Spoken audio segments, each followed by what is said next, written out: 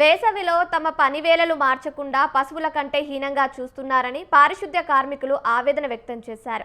పెద్దపల్లి జిల్లా రామగుండం కార్పొరేషన్ కార్యాలయం ఎదుట అధికారుల తీరును వ్యతిరేకంగా వారు సమ్మెకు దిగారు.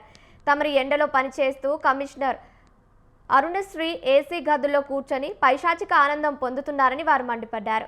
4 గంటల విధులకు హాజరయ్యే పారిశుద్ధ్య కార్మికులను మధ్యాహ్నం 1 గంటకు అవుట్ వేయాలంటూ ఒత్తిడి చేయడం సరైంది కాదన్నారు. విధి నిర్వహణలో మల్లమ్మ అనే కార్మికురాలు మృతి చెందినా పట్టించుకునేవారు కరువయ్యారని ఫైర్ అయ్యారు.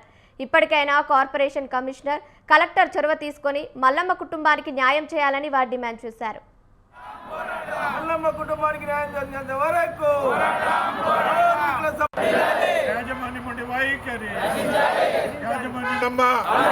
మున్సిపల్ కార్మికుల సమస్యల పరిష్కారం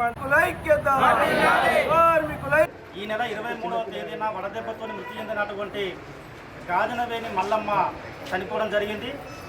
తన మరణానికి ప్రధానమైనటువంటి కారణంగా కానీ బాధ్యత వహించాల్సింది కూడా రామగుండం మున్సిపల్ కార్పొరేషన్లో ఉన్నటువంటి కమిషనర్ గారే అని చెప్పేసి సిఐటిగా అదేవిధంగా ఇక్కడ ఉన్నటువంటి జేఏసీ కార్మిక సంఘాలుగా మేము చెప్పదలుచుకున్నాం. ఎందుకు అనంటే కార్మికుల మీద ఉక్కుపాదం మోపి పని వేళలు అనేది లేకుండా 46 నుంచి 48 డిగ్రీల ఉష్ణోగ్రత ఉన్నప్పటికీ వాళ్లకు రక్షణ కల్పించాల్సినటువంటి కనీస బాధ్యత ఉన్నప్పటికీ కూడా ఆ బాధ్యతను మరిచి ఈరోజు గొడ్డుల్లాగా పనిచేయించేటువంటి పరిస్థితులలోనే ఈరోజు మల్లమ్మ వడదెబ్బతో చనిపోయింది. మరి మాస్టర్ వేసుకునేటప్పుడేమో మల్లమ్మది మాస్టర్ వేసుకున్నారు, మరి అవుట్ పడేటప్పుడు మాత్రం మల్లమ్మ ఎక్కడికి పోయింది, ఎక్కడ ఉంది అనేటువంటి సోయి లేకుంటున్నటువంటి పరిస్థితుల్లో ఇక్కడ ఉన్నాయి.